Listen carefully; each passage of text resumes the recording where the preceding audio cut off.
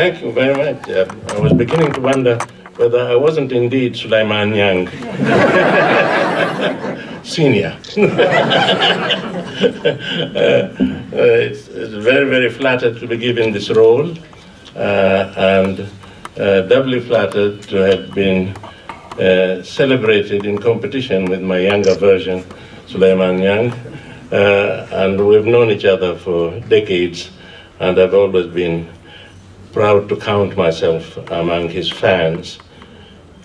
Well,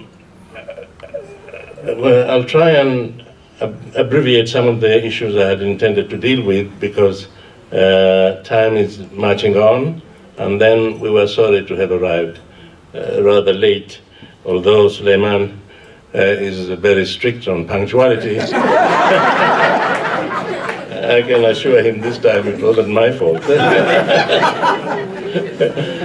I tend to think of Sulaiman as, in part, my pioneer biographer, because long before anybody was interested in writing about me, he published this introductory book, Mazrui, My Life and Times, in as far back as 1981.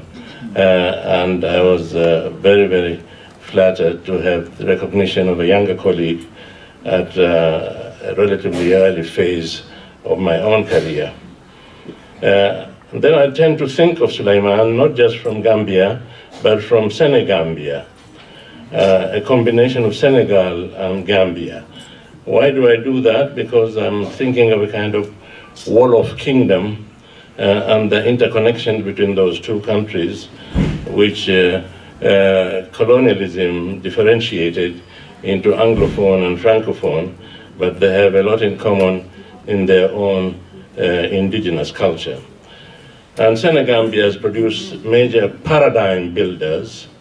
Among the most important are Leopold Senghor, one of the founding fathers of negritude, who presided over independent Senegal for 20 years. And then Sheikh Anta Diop, one of the founding fathers of Afrocentricity, emphasizing the Nilotic origins of global civilization. And thirdly, Sulaiman Nyang, one of the founding fathers of what I came to call Africa's triple heritage, that the convergence of Africanity, Islam, and Western civilization. But he was already addressing that convergence before I went public with my own view. Nkrumah's son, one of Nkrumah's sons, called Gamal Nkrumah, who lives in Egypt and is to all intents and purposes these days an Egyptian. When my television series came out, The Africans, a Triple Heritage, we met with Gamal in Zimbabwe, and he said, I've seen your TV series of the three civilizations converging. How much does your television series owe to my father, meaning to Kwame Nkrumah? You see? So I said, oh, quite a lot, because I was standing on the shoulders of giants, I said, because there was Edward Blyden, who had dealt with Christianity, Islam, and the Negro race in the 19th century. There was Kwame Nkrumah, who had ventured into a book he entitled Consciencism, and there was Sulaiman Nyang, who had written Islam, Christianity, and African Identity, I said to young Gamal. And although I coined the term Africa's triple heritage, Sulaiman Nyang beat me to the theme. The title was mine, but he beat me to the theme in the 1980s. My own book and TV series came out in 1986, The Africans, a Triple Heritage.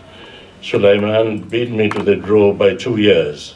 Nyang's Islam, Christianity, and African Identity was published in 1984, 2 years before I went public with that convergence. So it was therefore not incorrect for me to say to Gamal and Nkrumah that I was standing on the shoulders of giants, but knowing my weight and the fragility of Sulaiman, I hope he survives.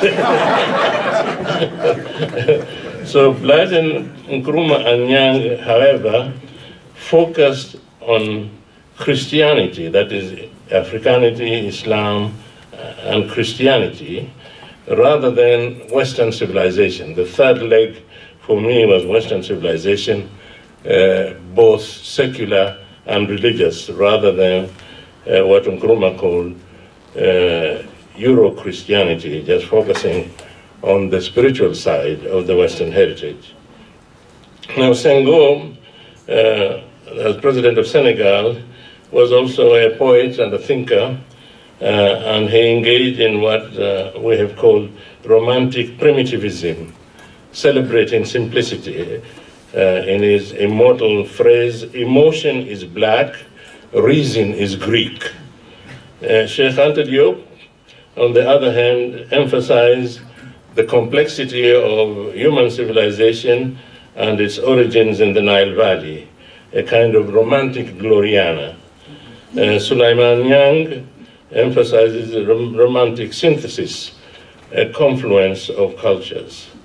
So when we study these three thinkers with regard to the convergence of the three civilizations, you had on one side Edward Blyden in the 19th century, sometimes celebrating Islam almost as a religion for the whole of Africa, rather than for any one individual, whereas Sulaiman, of course, is dealing with Islam as his choice of religion, but not necessarily prescribing it for the African continent.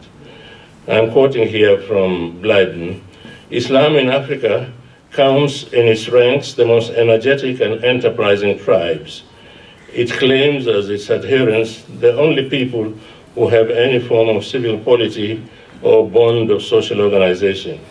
Its laws regulate the most powerful kingdom, Fatah, Masina, Hausa, Borno, Wadai, Darfur, Kordofan, etc. It commands respect among all Africans wherever it is known, even where the people have not submitted to the sway of the Quran.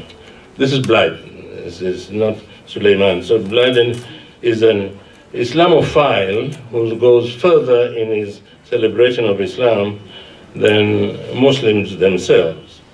In the case of Nkrumah, with his book on conscientism, he said the biggest challenge for African philosophy, Nkrumah argued, was to how to synthesize these three different traditions of thought: Africanity, what they call Euro-Christianity, and Islam. Nkrumah's concept of conscientism was the nearest approximation to our own search, Suleiman and I, for a kind of synthesis of those three. So Nkrumah groped for a principle of compassionate ecumenicalism. He said, and you will see why Gamal confronted me and said, "How much did you owe to your dad, to my dad, in your television series?" I'm now quoting Nkrumah. With true independence regained, a new harmony needs to be forged, a harmony that will allow the combined presence of traditional Africa, Islamic Africa, and Euro-Christian Africa, so that this presence is in tune with the original humanist principles underlying African society. Our society is not the old society, but a new society enlarged by Islamic and Euro-Christian influences. All that is in Nkrumah. And then he urged a new synthesis of these three legacies to produce what he called philosophical conscientism. I understand Sulaiman Nyang is working on Nkrumah right now, and we look forward to his development and newer interpretations. But the following are Nkrumah's words: the theoretical basis for an ideology whose aim shall be to contain the African experience of Islamic and Euro-Christian presence, as well as the experience of traditional African society, and by gestation, employ them for the harmonious growth and development of that society. End of the quote from Nkrumah. Then come this young man called Sulaiman Nyang here, and he carries the dialogue forward. As I say, he was doing it before I went public. So who is Sulaiman Nyang Sr. and who is Ali Mazrui Jr. might partly depend upon the chronology of this unfolding of the view. And now here's Nyang. In my view, the African encounter with the Abrahamic tradition has been very inspiring and spiritually elevating. The message of Abraham, as echoed and preached by the Old Testament prophets, by Christ and Muhammad, is still reverberating in the African spiritual firmaments. The ringing of the church bells, Suleiman goes poetic, the ringing of the church bells and the booming voices of latter-day Bilals, the first great black disciple of the Prophet Muhammad, summoning fellow believers to prayer, made it crystal clear to all observers that Africa has finally joined the growing commonwealth of believers in the Abrahamic tradition. So in many ways, Nyang is closer to Edward Blyden in some of those views than to either Kwame Nkrumah or my humble self. But I still insist that without the insights of those prior thinkers, with special reference to Blyden, Nkrumah, and Nyang, my own interpretation of the triple heritage would have been the less enriched. And in any case, I'm always thinking of Senegambia, small societies producing great minds, limited territoriality breeding genius. And then it produced the founder of Afrocentricity, Sheikh Anta Diop, the founder of Negritude, Leopold Senghor, and tonight we honor one of the founders of creative synthesis and convergence of civilizations, Sulaiman Nyang, no less.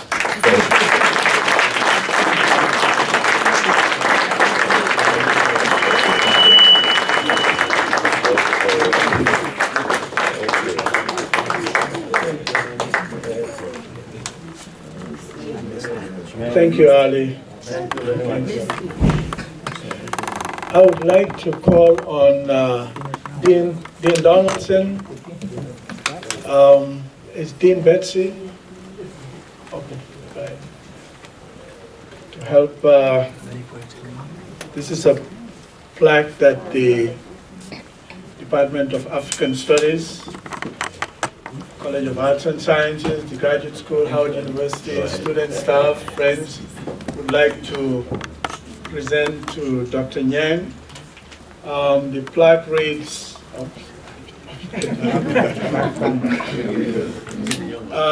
Lifetime Achievement Award presented to Professor Suleiman S. Nyang, renowned scholar, educator, author, in grateful appreciation for your service and dedication to Howard University, the Academy, and humankind. November 16, 2011.